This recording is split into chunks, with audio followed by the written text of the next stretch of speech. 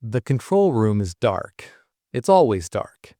22 monitors on the wall, 4K, wall to wall, and the only light in the room is the light coming off them. Blue on my hands, blue on the desk, blue on the cold coffee I forgot about in the second quarter. Outside that soundproof door, 18,000 people are screaming. In here, it's just the hum of the servers and the low chatter of the broadcast feed in my left ear. Halftime. Score is 58-54. The dance team is clearing the floor. Then the broadcast director's voice comes over the shared channel. Bored, routine. The way you'd order a sandwich. Kiss cam package, camera 4, VIP suite 12. I look up at monitor 9. The Jumbotron feed goes live. 20 feet tall, center hung. Pink cartoon hearts framing the shot. And inside those hearts is my wife, Chloe. Red dress, the one she bought in March and told me was $90. Hair done, that specific smile she saves for cameras, chin down, eyes up. And next to her, with his arm along the back of her seat like he owns the building, is Derek Vance. The crowd noise spikes. 18,000 people chanting, "Kiss, kiss, kiss." She laughs, covers her mouth, does the little embarrassed shoulder thing. Then she grabs his collar and kisses him like she's being paid for it. The arena deadmates. My phone buzzes in my pocket. I don't have to look, but I do. Chloe. Hope your business trip is going well, babe. Miss you. Kissy emoji. Sent 40 seconds ago. From a seat inside my building. The kiss ends. She waves at the camera. She waves. I set my phone face down on the desk. I lean into my headset. My voice comes out level, the same voice I use to report on turnstile throughput. Cold. Security Team 2. Stand by to clear Suite 12. My name is Ethan. I'm 35 years old. For 6 years, I've been married to a woman who believes I work in IT. That's not a lie I told. That's a conclusion she reached early and never bothered to correct. The first month we dated, I told her I worked in operations for a sports company. She heard desk job. And every year after that, when I said operations, she heard the same 3 words: boring, corporate, small. I'm the senior vice president of security and facilities for a conglomerate that owns 4 arenas, 2 stadiums, and 11 properties across 3 states. 1,200 people report up to me. When the President of the United States comes to a game, I'm the one who signs off on the perimeter. My executive keycard opens every door in every building we own. Chloe thought I fixed printers. Honestly, I let her. There's a kind of peace in being underestimated by the person sleeping next to you. Nobody performs for you. Nobody edits themselves. You get to see exactly who someone is. I saw. Chloe is 30, 240,000 followers. She calls it the brand. Luxury lifestyle, wellness, aspirational content. Which in practice means she photographs meals she doesn't finish and hotel rooms she didn't pay for. She paid for almost none of it. I did. Or more accurately, my job did. Courtside seats, 4 times a season. She'd post them with the caption, "Blessed," prayer emoji. And never once tag me. The company car service, the chef's table comps, the suite at the country music festival where she told her followers she'd pulled some strings. She had one string, me. Seriously. The disrespect was never loud. That's what people don't understand about it. It was never a scream. It was 100 tiny paper cuts spread across 6 years, and each individual one was too small to bleed over. Her friend Marissa, at a dinner, asking what I did. Chloe answering before I could open my mouth. Ethan does computer stuff for the arena. It's very stable. Then a laugh and one of us has to be the interesting one. Everyone laughed. I laughed too. I refilled her wine. My birthday 2 years ago. She was 3 hours late because a brand shoot ran long. She walked in, kissed my cheek, and said, "Don't be dramatic. It's not like you had plans." I did have plans. I'd cooked. cold. The one that stayed with me. Our 4th anniversary. I'd gotten a promotion that morning. I tried to tell her about it in the car and she put her hand up. Actual palm, actual traffic cop gesture, and said, "Babe, can it wait? I'm answering a comment from a big account." I said, "Sure." She never asked about it again. Not once. Not in 14 months. And here's the thing about being a security professional. You are trained professionally to notice the difference between how a system is supposed to behave and how it actually behaves. To log the anomaly, even when you can't explain it. I'd been logging anomalies for a while. Thursday. She came into the kitchen already talking. So the girls booked Serenity Ridge for the weekend. Spa thing, total detox reset. I know it's last minute, but Jess got a deal and I really need to unplug. I was cutting an onion. I didn't look up. "Sounds nice," I said. "You're not mad?" "Why would I be mad?" She kissed the top of my head. She smelled like a perfume I hadn't bought her. "God, you're so easy," she said. "This is why I love you." 3 things. 1. Serenity Ridge is a 90-minute drive north. She packed heels. 2. She asked me twice to confirm what time my flight to Denver left Friday. 3. Her detox reset weekend started on the night of Game 5 of the conference semifinals, in my building. I didn't say anything. I've spent my entire career learning that the fastest way to lose a subject is to let them know you're watching. My Denver trip got moved to Monday, by the way. I told her, she hadn't heard it. Friday, 6:14 p.m. I'm in the control room doing pre-game systems check. My tablet chimes. Automated access notification. The kind that only fires on executive tier credentials, because those get flagged for audit. Exec Master Credential. E-Hail. VIP Executive Suite 12. Access granted. I stared at that line for maybe 4 seconds. Suite 12 is the crown jewel. Private elevator, dedicated chef, glass wall over center court. It bills at $15,000 a night to outside clients. I have a standing personal allocation of 2 nights a season.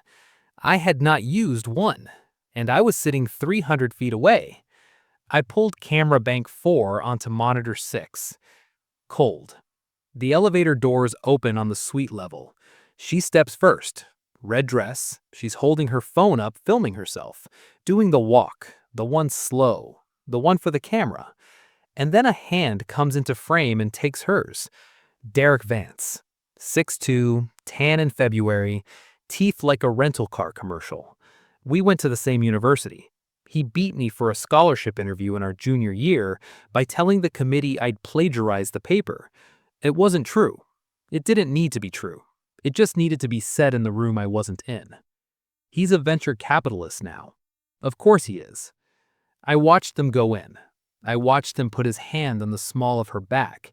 I watched her spin around inside that suite with her arms out, laughing, saying something I couldn't hear.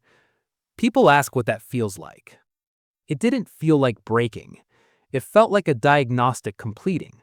6 years of logged anomalies resolving into a single clean output. I opened the new browser tab and pulled the suite's access record, the credential audit, and the reservation entry. I exported all 3 to a folder. Then I finished my pre-game systems check. Because the doors opened at 6:30 p.m. and 18,000 people were counting on me to do my job. Playoff atmosphere is a physical thing. You feel it in the concrete. The building actually flexes. Second quarter, I ran a floor sweep on section 112 for a spilled drink hazard. Third quarter media timeout, I authorized the medical response for a fan in 218. Normal night. Good night, operationally. And every 11 minutes or so, camera 4 would idle across the suite level, and I'd see them. Champagne, his hand on her thigh, her posting stories. I checked later. Location tagged as Serenity Ridge Spa. She'd posted a stock photo of a eucalyptus steam room 40 minutes into the second quarter. Then halftime came, and the director called Suite 12. And my wife kissed my college rival on a 20-foot screen while 15 million people watched on national cable. Seriously, The play-by-play guy said, "Ooh, somebody's having a great night in the executive level." His partner said, "That's a playoff kiss right there." The crowd roared. Chloe waved. And something in me went very, very quiet. Not rage. Rage is loud and stupid, and it makes you do things a lawyer has to fix later. What I felt was the thing I feel when a fire panel trips. Threat identified, asset compromised, begin containment. I stepped into the hallway. I made 3 calls. Call 1, 90 seconds. Marcus, our general counsel. Derek Vance's firm is a corporate partner of ours. They hold 2 sponsorship inventory contracts. An outside partner occupying a $15,000 asset on a credential he was not issued is not a marital problem. It's an unauthorized use of corporate. It is unauthorized use of corporate property by a contracted vendor. Call 2, 2 minutes. HR compliance to open the file, timestamped before anything happened, because I was not going to be a man who used a security apparatus for revenge. I was going to be an executive who documented an incident correctly. Call 3, 40 seconds. Denise, the arena general manager. I told her exactly what was in Suite 12 and exactly whose credential opened it. She was quiet for a second. Then she said, "Ethan, is that your wife?" "That's an unauthorized occupant," I said. "Standard protocol." I let them have the 4th quarter, not out of kindness, out of operations. You don't move on a suite during a dead ball or a timeout. You move when the building's attention is somewhere else. 6 minutes left, 1-point game, and every eye in the arena is on the floor. 8:41 on the clock. I open the access management console. Suite 12, credential e-hail, revoke. Suite 12, door state, secure. Then into the headset. Team 2, Denise, you're clear. Suite 12, 2 occupants, non-hostile, full escort, service corridors closed, take them out through main concourse. I watched it on monitor 6. No audio. It's better without audio. Denise enters first, tablet in hand. 2 of my guys behind her, Reyes and Kowalski, both former MPs, both extremely polite men who have never once needed to raise their voices. Derek stands up. You can see him doing the thing men like him do, the shoulders back, the "do you know who I am" posture. Denise hands him a printed notice. Immediate revocation of guest privileges, unauthorized use of corporate assets, written notice to his firm by Monday, copied to our legal department. He points at her. Reyes takes 1 step forward and Derek's hand goes down. Then Chloe stands up and she starts talking, fast, hands moving, the way she talks when she's explaining to a hostess why the reservation should exist. Kowalski gestures at the door. She reaches for her purse. Kowalski says something, she stops. Personal property left in a secured space is logged, inventoried, and released through the property desk during business hours. That's not cruelty. That's the policy. I wrote it in 2021. Her purse, her phone, her keys, locked in a $15,000 room she wasn't supposed to be in. They walked them out through the main concourse, 22,000 square feet of exposed public walkway during a 1-possession playoff game with a beer line 1,100 people deep. Red dress, 2 uniformed officers, a general manager holding a clipboard. People filmed it. Of course they filmed it. I watched her on 4 different cameras as she moved through the building, handing her off from feed to feed, section by section.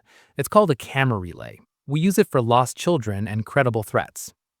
At the north gate, she turned around and looked up, right at the dome camera. I don't think she knew I was there. Not yet.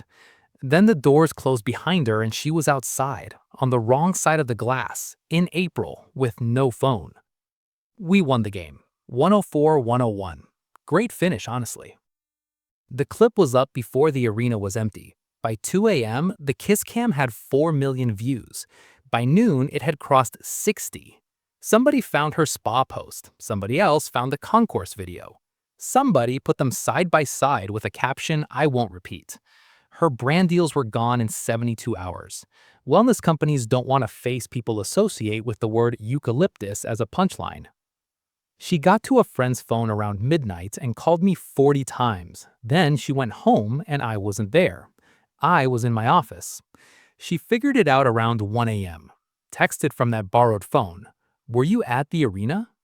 I typed, "I'm the Senior Vice President of Security and Facilities. I've held that title for 2 years. I told you the day I got it." She started typing. Stopped. Started again. What she finally sent was, "You never told me it was that big." That's the whole marriage right there. Not, "I'm sorry." Not, "I ruined us." You never told me you were worth paying attention to. The divorce took 11 weeks. There's not much to argue about when the incident is documented in 4K from 6 angles, cross-referenced with credential logs, time-stamped by a system audited by a third party, and independently broadcast to 15 million people on national cable. Her attorney asked once about the emotional circumstances of the removal from the suite. Marcus slid across the written policy, the incident report filed before the removal, the HR compliance timestamp, and the notice served to Derek's firm. Every step by the book. Every step logged. Her attorney didn't ask again. Derek's firm dissolved the sponsorship relationship to get ahead of the story. He's banned from every property we own. Not by me, by the compliance committee. I recused myself from the vote. I made sure that was in the minutes. Calm. 2 months later, a Tuesday. Late. The building was empty. I'd stayed to sign off on a lighting retrofit. From my office window, you can see the bowl, and around 11 p.m., the house lights step down in stages. Full, then half, then work lights, then just the red exit signs. 18,000 empty seats going dark in sections. I had a coffee I'd actually made properly. I sat in a quiet chair in a quiet office in a very large building that I keep running. No phone buzzing, nobody asking me to hold a camera, nobody explaining to a table of strangers that I do computer stuff. She spent 6 years standing on top of a thing she thought was a step stool. It was the building. Calm. I finished the coffee. I turned off the last light myself. I know where every switch is.